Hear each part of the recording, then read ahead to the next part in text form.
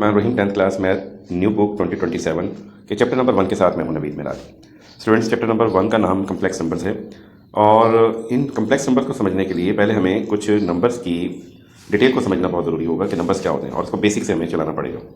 ठीक है, तो देखिए हमारे पास जो पहला जो सेट नंबर्स की बात आती है, जो पहला सेट ध्यान में आता है उसका नाम है नेचुरल नंबर्स। तो फर्स्ट ऑफ ऑल तो हम लोग डिफाइन करते हैं कि भाई नेचुरल नंबर से क्या मुराद है। ठीक है, तो नेचुरल नंबर्स हम लोग कहते हैं कि ऐसे तमाम नंबर्स जो अल्लाह ताला ने कुदरती तौर पे इंसान में वदियत करनी है, उनका नाम क्या है, नेचुरल नंबर्स कहते हैं। अब ये वो नंबर्स होते हैं जो कि आप काउंटिंग पर्पज़ के लिए यूज़ करते हो। अगर सपोज आपने कुछ काउंट करना है कि यहाँ पर सपोज एक रूम के अंदर कितने स्टूडेंट्स बैठे हुए हैं, तो उसके लिए ऑब्वियसली जो हम लोग सेट यूज़ करते हैं उसका नाम क्या है, हमारे पास सेट ऑफ नेचुरल नंबर्स है। ठीक है, अच्छा जी, नेचुरल नंबर्स में कौन कौन से नंबर आ जाते हैं? इसमें नंबर्स हमारे पास आ जाते हैं 1 आ जाता है, 2 आ जाता है, ठीक है ना, और 3 है, 4 and so on. All these numbers are the natural numbers. ठीक है, अच्छा, नेचुरल नंबर्स की बात करने के बाद नेक्स्ट हम बात करते हैं कि हमारे पास एक operation, different operation, addition, subtraction, multiplication, division के नतीजे में डिफरेंट डिफरेंट सेट्स बनते गए। एक वक्त ऐसा आया कि जब एक नंबर में से वही सेम नंबर सब्ट्रैक्ट किया गया तो हमारे पास ये जीरो डिस्कवर हो गया। ठीक है, जीरो की डिस्कवरी के साथ साथ हमारे पास एक नया सेट बन गया। उस सेट का नाम क्या है, सेट ऑफ होल नंबर्स है। अच्छा, ये नंबर कौन से होते हैं? इन्हें डब्ल्यू से रिप्रेजेंट किया गया और ये नंबर स्टार्ट होते हैं 0, फिर 1, ठीक है, फिर 2 एंड तमाम बाकी के जो नेचुरल नंबर आपने पढ़े हुए थे, बस जीरो डिस्कवर हो गया।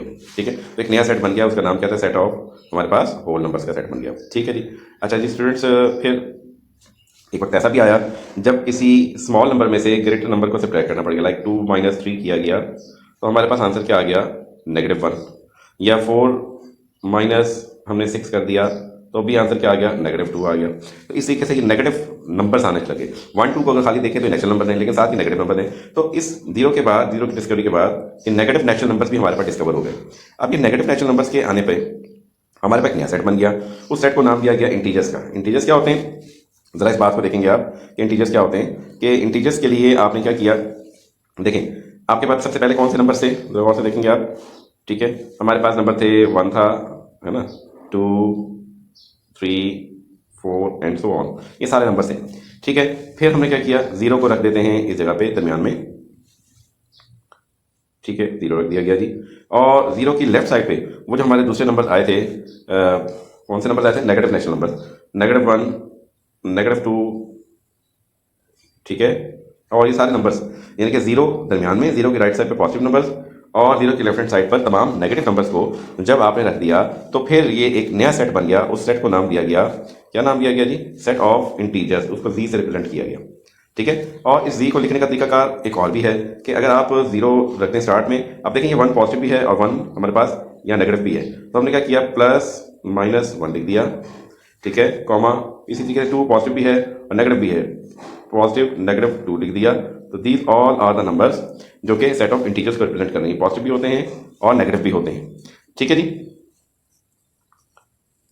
अब ये जो सेट ऑफ इंटीजर्स हैं ये फिर आगे 2 तरह के होते हैं। ठीक है, और एक को कहते हैं हम लोग रैशनल नंबर्स और दूसरे का नाम होता है इर्रेशनल नंबर्स। ठीक है, ये रैशनल नंबर हैं और दूसरा हमारे पास इर्रेशनल नंबर है। अच्छा जी, रैशनल नंबर्स की बात करें तो रैशनल नंबर को हम लोग क्यू से रिप्रेजेंट करते होते हैं। ठीक है, और ये वो नंबर होते हैं जो कि फ्रैक्शन फॉर्म में होते हैं, यानी कि इनको आप P/Q फॉर्म में लिख सकते हैं। अच्छा, P/Q में P और Q बोथ आर इंटीजर्स, यानी कि ये बेसिकली हमारे पास कोशेंट ऑफ इंटीजर्स होते हैं। मतलब अगर आप एक इंटीजर को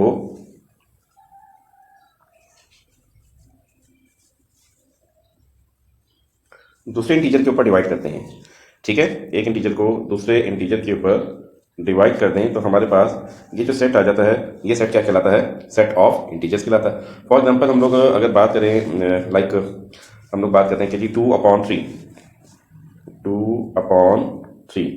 तो ये एक हमारे पास क्या हो जाएगा, एक रैशनल नंबर हो जाएगा। या -5/2, क्योंकि हमारे पास जो इंटीजर होते हैं वो नेगेटिव भी होते हैं, पॉजिटिव भी होते हैं।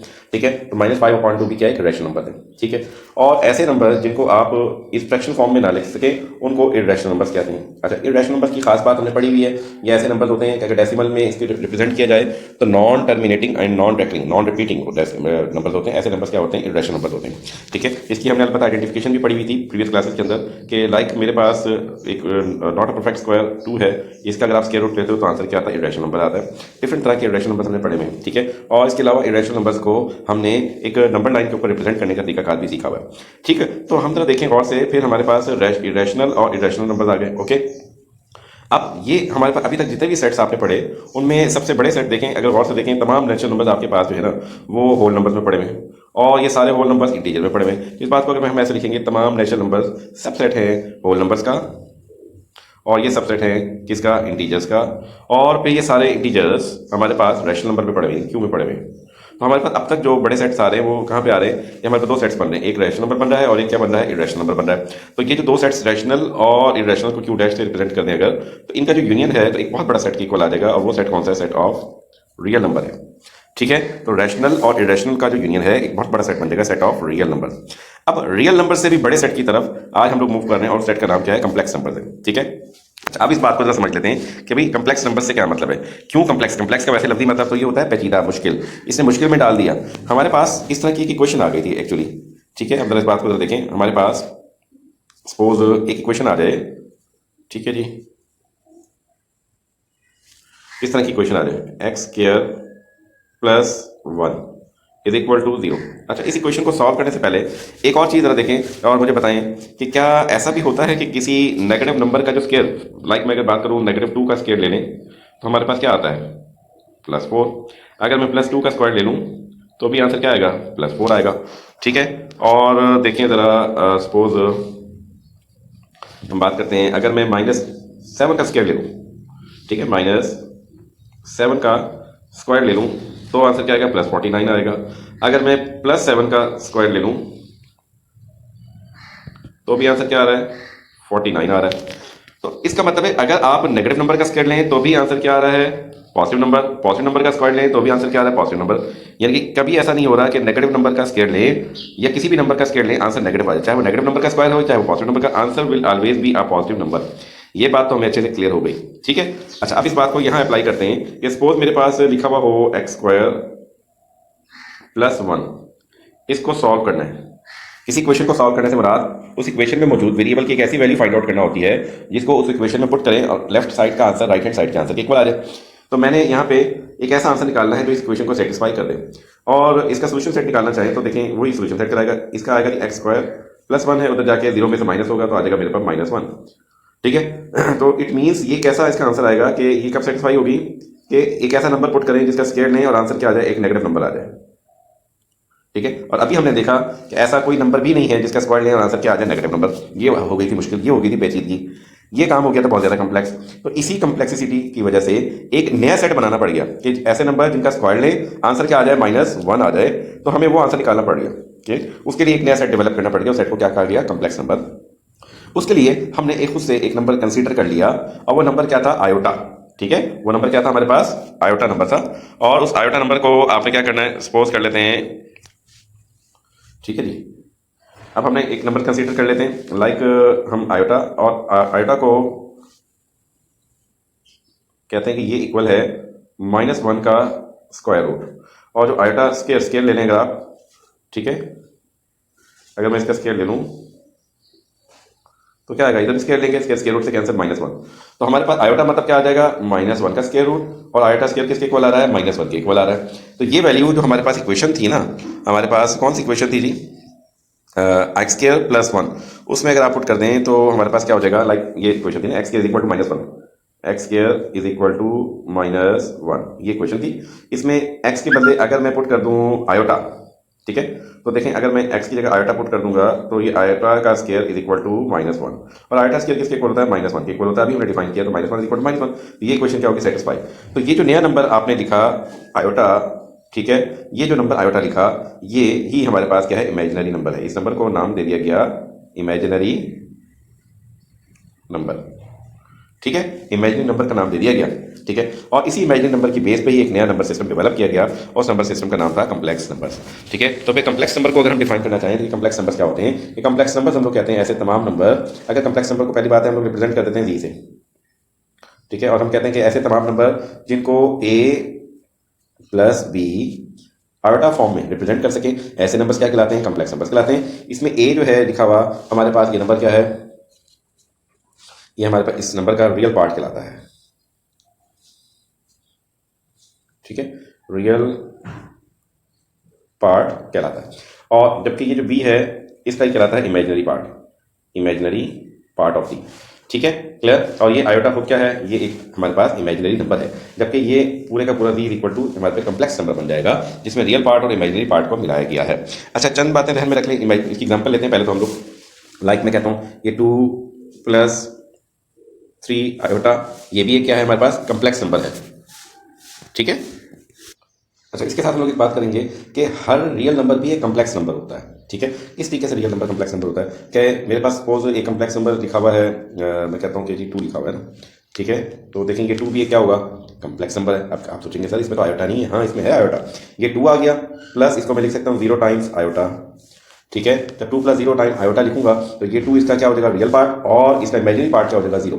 तो that is why this is also a complex number. This is equal to real form में इसको हम लिख सकते हैं 2 लिख सकते हैं, ठीक है। तो इसका मतलब हर रियल नंबर भी एक क्या होता है, कम्प्लेक्स नंबर होता है, ठीक है।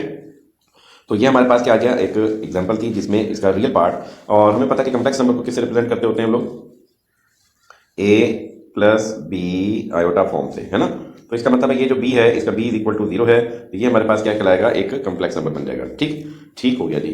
अच्छा, अब हम लोग बात करते हैं कि सर इसमें मजीद कौन कौन सी पॉसिबिलिटी हो सकती है। देखें मेरे पास अगर मैं बात करूं अगर मैं इसमें a को 0 कर दूं, ठीक है, अगर मैं इसमें a को 0 कर दूं तो ये बन जाएगा b आयोटा। अगर a 0 हो जाए तो ये बन जाएगा 0 + b आयोटा, ठीक है। तो ये बन जाएगा ओनली b आयोटा। तो इसको कहेंगे प्योर इमेजिनरी नंबर। इस नंबर को हम लोग क्या नाम देंगे, प्योर इमेजिनरी नंबर का नाम देंगे, ठीक है, क्योंकि इसका रियल पार्ट 0 है। तो आपने देखा कि हमारे पास जो है हर रियल नंबर भी एक कम्प्लेक्स नंबर है। और फिर हमने 2 केसेस देखे, अगर रियल पार्ट 0 हो तो आंसर क्या आएगा, अगर इमेजिनरी पार्ट 0 हो तो आंसर क्या आएगा। और इस एक्सरसाइज में हमारे पास 2 तरह के क्वेश्चन से वास्ता पड़ेगा, जिसमें आपसे पूछा जाएगा कि इस दिए हुए नंबर का रियल पार्ट कौन सा है और कम्प्लेक्स नंबर कौन सा है, ठीक है। और अब हम लोग स्टार्ट करते हैं कुछ बेसिक डेफिनेशन आपकी बुक से रीडिंग करवाते हैं, जो आर्टिकल आएंगे उसमें उसको भी समझते जाते हैं हम लोग। तो देखें हमारे पास डेफिनेशन आ गई कम्प्लेक्स नंबर की, इसको समझ लेते हैं कि कम्प्लेक्स नंबर क्या होते हैं। Before we explore the complex numbers, ठीक है, before we explore the complex numbers first consider the equation is there a real number who square is a negative. यानी कि ये कैसी आपने क्वेश्चन सोचना है कि जिसमें बताना है कि क्या कोई ऐसा नंबर है जिसका स्क्वायर जो है नेगेटिव हो। आपका जवाब क्या होगा, 9, ठीक है। अब इस बात को समझने के लिए नीचे एक हमारे पास ये डिफरेंट टाइप की यहाँ पे इक्वेशन दी हुई है। एक इक्वेशन है x² - 1, इसको जब सॉल्व करेंगे तो -1 उधर आ जाएगा, पॉजिटिव 1 हो जाएगा, x² = 1। जब आप दोनों तरफ स्क्वायर रूट लेंगे तो हमारे पास x = +-1 आएगा, ठीक है, ये आंसर आएगा। फिर नीचे इसका ग्राफ बनाया गया है, ठीक है। तो इसी तरीके से इसकी राइट हैंड साइड पर भी हमारे पास क्या है, x² + 1 है, ठीक है। इसको अगर आप सॉल्व करते हो तो क्या आ रहा है, x² = -1 आ रहा है। इसका जब स्क्वायर रूट लेंगे तो x = +-1 स्क्वायर रूट आएगा, वही आयोटा वाले नंबर आ जाएंगे। फिर इसके नीचे इसका भी क्या बनाया गया है, ग्राफ बनाया गया है, ठीक है। अब हम इसका ना ग्राफ भी बनाकर देखते हैं कि ये इस तरह के ग्राफ कैसे बन रहे हैं। तो सपोज हम लोग इसका ग्राफ बनाकर चेकआउट करते हैं कि किस तरीके से ग्राफ बन रहा है। अच्छा, अब देखें हमारे पास 2 इक्वेशन थी, दोनों का ग्राफ बनाया हुआ था, और अब हम वो ग्राफ ड्रॉ करने जा रहे हैं। पहली इक्वेशन थी जिसमें x का आंसर क्या आया था, -1, ठीक है। तो x का आंसर क्या आ गया था हमारे पास, +-1, ठीक है। एक्चुअली जो इक्वेशन थी वो थी ऐसे, वो किस तरह की इक्वेशन थी, हमारे पास थी y = x² - 1। उसको सॉल्व करके हमने ये आंसर निकाले थे, x = +-1। अच्छा, अब यहाँ पे ना x को डिफरेंट वैल्यू देते हैं। अगर मैं x को वैल्यू 1 पुट कर दूँ तो y का आंसर क्या आएगा, क्योंकि आपको ग्राफ बनाने के लिए ये पेयर चाहिए होता है ना, order pair, x pair y चाहिए होगा, ठीक है। तो x पेयर y के लिए हमें x कोऑर्डिनेट भी चाहिए, y कोऑर्डिनेट भी चाहिए। तो उसके लिए हमने सपोज कर दिया y = x² - 1 है। अगर मैं x की वैल्यू 1 पुट कर दूँ, जहाँ पे x है वहाँ पे 1 पुट कर दूँ तो आ जाएगा 1 का स्क्वायर -1। तो ये आ जाएगा मेरे पास 1 - 1 का स्क्वायर 1 होता है, -1 1 - 1 करेंगे तो 0। तो y का आंसर क्या आ रहा है आपके पास, 0 आ रहा है, ठीक है। तो मेरे पास जो एक पॉइंट आ जाएगा वो कौन सा पॉइंट आ गया, एक पॉइंट तो मेरे पास आ गया जी, आपने जब 1 पुट किया था, ठीक है,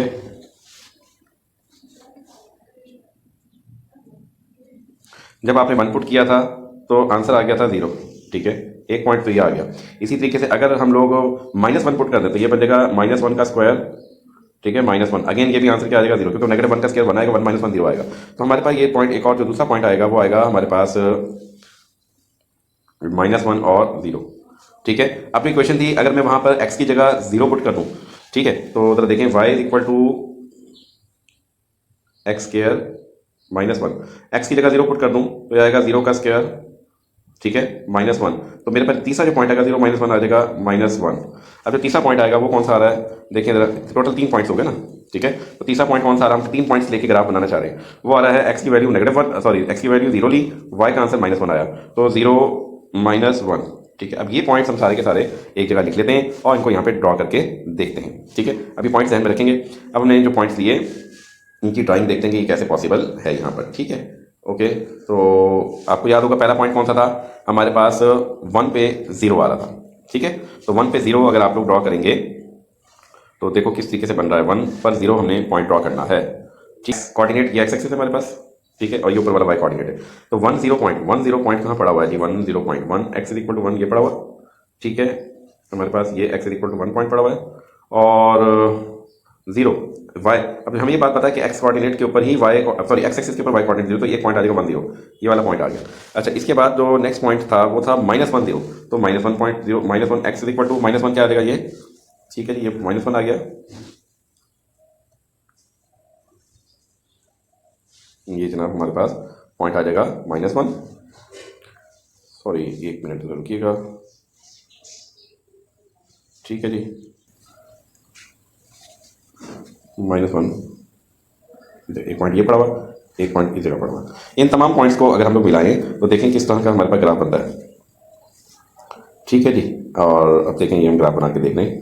इन तमाम पॉइंट्स को मिला देंगे, अगर आप इसको इस पॉइंट को इससे मिला दें, ठीक है, तो हमारे पास ये जनाब इसको इससे मिला देंगे आप और इसको इससे मिला देंगे। ठीक है, तो ये इस शेप का हमारे पास ग्राफ बन रहा है और यही शेप आपको हमने बुक पर दिखाई थी जो आपकी टेक्स्ट बुक है। तो इस तरीके से आपने ग्राफ बना लिया, 3 पॉइंट्स लेके आपने इसी तरीके से सेम टू सेम ग्राफ बनाना है। आई होप सो को ये वाला टॉपिक आर्टिकल आपको अच्छे से क्लियर हो गया है। अच्छा जी, इसके बाद देखें कि हमारे पास यहाँ पे रेक्टेंगुलर फॉर्म का डिस्कशन आ गई है। Rectangular form of complex number किसको कहते हैं कि अगर मेरे पास एक्स प्लस आयोटा वाई या एक्स प्लस वाई आयोटा है, x is real number, sorry x and y are the real number. X और वाई खुद क्या है, वो रियल नंबर्स हैं। एक्स को क्या कहते हैं, रियल पार्ट कहते हैं, ये तो रियल पार्ट की डेफिनेशन है। And y is called the imaginary part. और फिर आपको यहाँ पे केस बताया गया कि अगर एक्स 0 हो जाए, एक्स मतलब 0 हो जाए, यानी कि अगर इसका रियल पार्ट 0 हो जाए तो इसको प्योर इमेजिनरी कहेंगे। इसी तरीके से अगर वाई 0 कर दें तो वो कॉम्प्लेक्स नंबर हमारे पास रियल होगा। ठीक है, और इसके साथ साथ यहाँ पे देखें हमारे पास क्या आ रहा है कि बेसिकली इसका रियल पार्ट क्या होगा। अगर मेरे पास ये एक complex number x plus iota y है, ठीक है, तो हम इसमें जो रियल पार्ट है वो एक्स है और जो इमेजिनरी पार्ट है वो क्या है, हमारे पास वाई है। ठीक है, सपोज इसकी एग्जांपल नीचे दी गई है आपको कि यहाँ देखें। ठीक है, यहाँ मेरे पास अगर कोई, ये मेरे पास कोई नंबर है कॉम्प्लेक्स नंबर और ये इसमें ये 5 जो है बगैर आयोटा का, ये मेरे पास क्या हो जाएगा, रियल पार्ट, और जो आयोटा का कोफिशिएंट है वो हमारे पास क्या हो जाएगा, इमेजिनरी नंबर हो जाएगा।